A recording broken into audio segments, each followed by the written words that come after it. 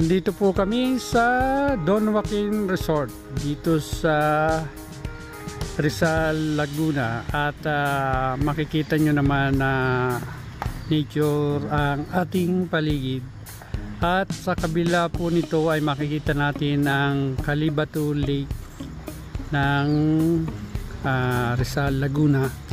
Ito po ay bahagi ng 7 lakes dito sa Laguna, at yan, makikita nyo na maganda itong lugar na to. At base sa nakausap nating katiwala, pwede raw po dito ang auto camping, at syempre ang mga kapamilya natin at mga kaibigan.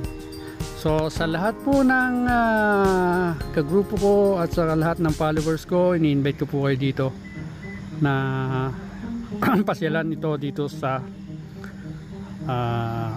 Rizal, Laguna. Napakaganda po dito at presko ang lugar.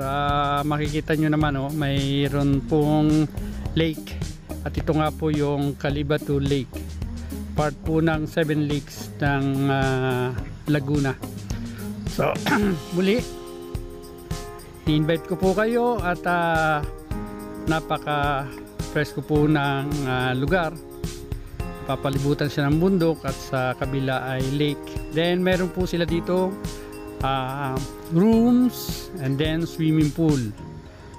So talagang may enjoy nyo ang lugar na to kahit sino ang kasama nyo, lalo na po ang inyong mga anak at mga kaibigan sa pag-ride. Okay, ride safe and God bless all.